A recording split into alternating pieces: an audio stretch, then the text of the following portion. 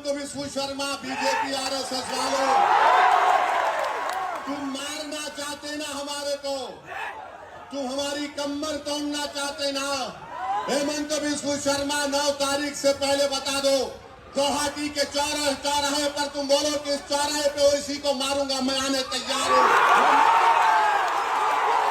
दोस्तों, आप सभी को पता होगा AIMIM की एंट्री हो चुकी है असम के अंदर। हम आए हैं बिन्नाकंडी बैरिस्टर असदुद्दीन ओवैसी साहब को देखने के लिए। आप देख सकते हैं यहाँ पर लाखों लोग आए हैं उनको देखने के लिए।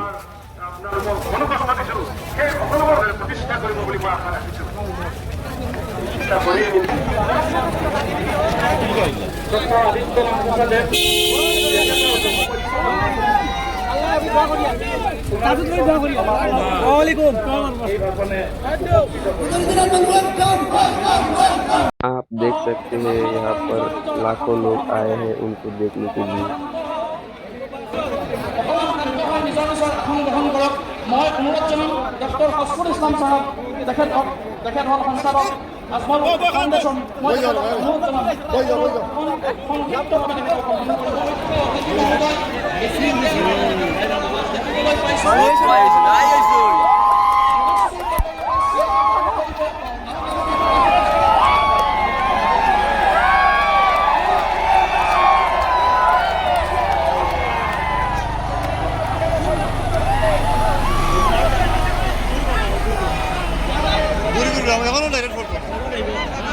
এখন ডাইরেক্ট করতো না, এটা ঘুরি আবার রানিং তার মোশন লইব লইয়া ও টার্নিং ঘুরার মোশন ধরে উপরে তার 24 লই লিব আর 24 লইয়া আসবো।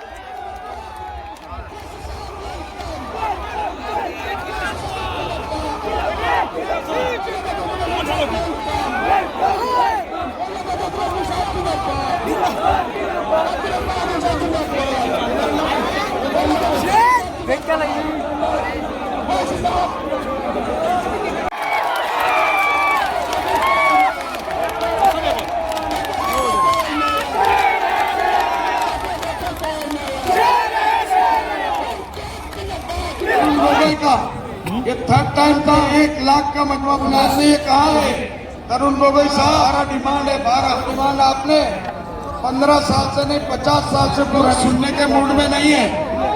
आप लोग सिर्फ असद भाई को सुनना चाहते हैं।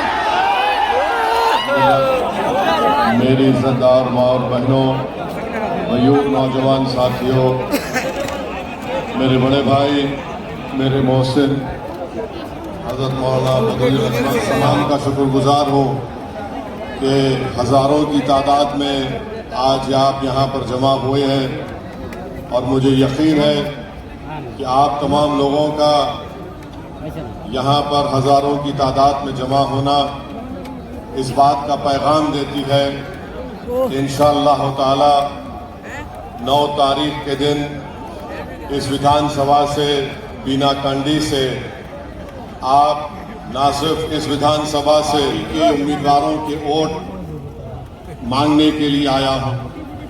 मैं यहां पर अगर आया हूं तो सिर्फ इसीलिए आया हूं कि मेरा मानना ये है कि भारत में ख़ास तौर से मुस्लिम अक़लियत, दलित और आदिवासियों को अगर उनको उनका हक मिलना है और अगर वो इंसाफ चाहते हैं, वो अगर जिल्लत और रुसवाई से बचना चाहते हैं तो उनको अपनी एक सियासी लीडरशिप को मजबूत बनाना पड़ेगा।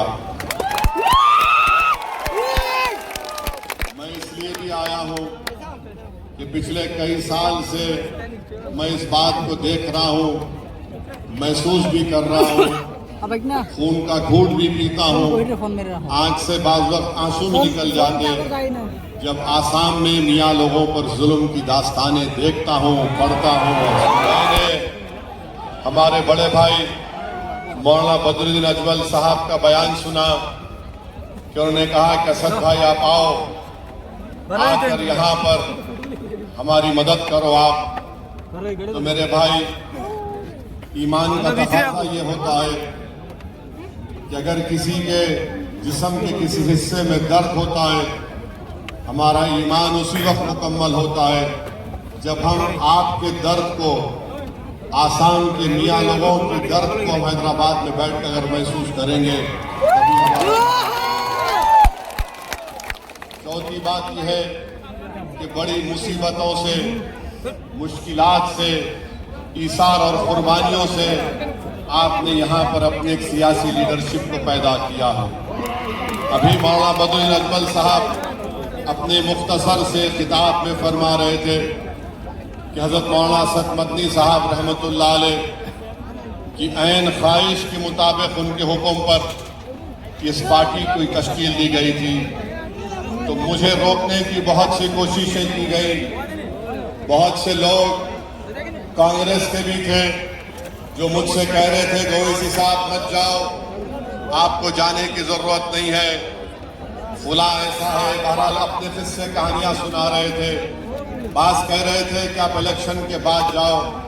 मैं ईमानदारी से आपसे कह रहा हूं कि मैंने मदीने शरीफ में रमजान के महीने में नमाज इस्तिखारा किया और मैंने कहा अल्लाह, मैं नमाज अदा कर रहा हूं इस वास्ते के क्या मैं आसाम में जाऊं, और अगर जाऊं तो अजमल साहब की मदद करूं या नहीं जाऊं। अल्हम्दुलिल्लाह ने मुझे मौका दिया आपके दरमियान में आने का, और मेरी अल्लाह से दुआ है कि अल्लाह सुब्हाना व तआला आप तमाम पर अपनी रहमतों को, अपने फजल को नाजिल करें, और अल्लाह सुब्हाना व तआला आसाम के मुसलमानों की मुसीबतों का खात्मा कर दे, और जो लोग जुल्म कर रहे हैं अल्लाह उनको इस जुल्म से रोक दे, अल्लाह उनको हिदायत दे। अगर वो जुल्म करते रहेंगे तो फिर अल्लाह उनको देख लेगा इंशाअल्लाह। और कांग्रेस के लोगों से बोल रहा हूं, आप कितना भी कोशिश कर लो, अल्लाह जब तक असदुद्दीन ओवैसी को जिंदा रखेगा, मुस्लिम पॉलिटिकल लीडरशिप को बनाना है, मजबूत रखना है, जिंदा रखना है। मैं हाजिर था, लोगों से अपील कर रहा हूँ, ये वक्त उठने का है मेरे भाई, ये वक्त इंतजार का शिकार नहीं होना है। आपको अपने इस जी के चौराहे पर तुम बोलो कि इस चौराहे पे ओवैसी को मारूंगा, मैं आने तैयार हूँ।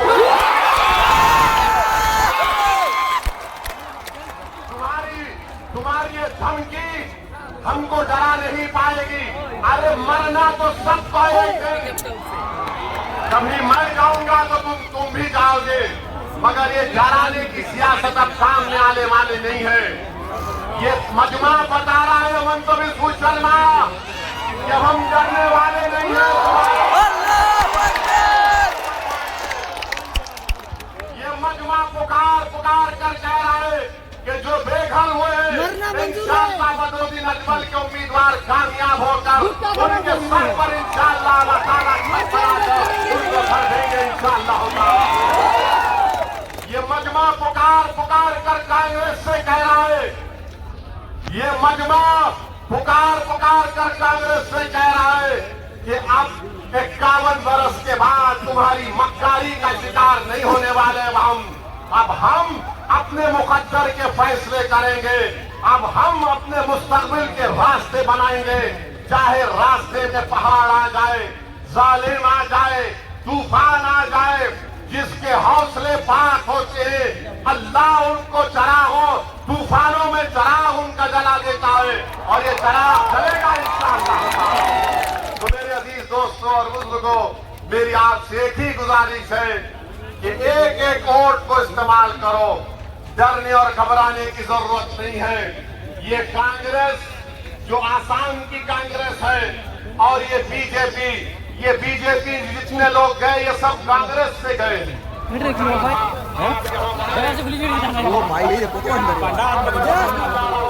कांग्रेस पार्टी ने क्या किया, यहाँ से जोशी को कैंडिडेट को दिया।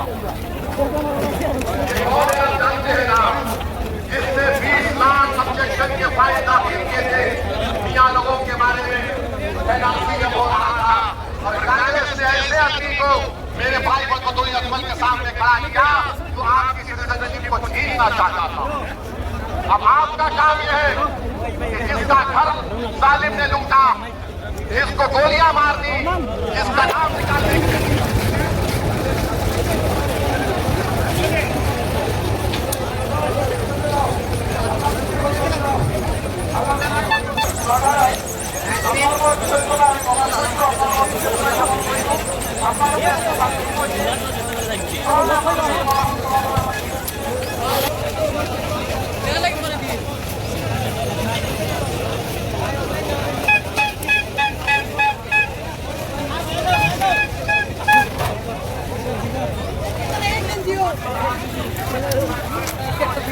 Bono na nakakita mo ay dalok na kaya.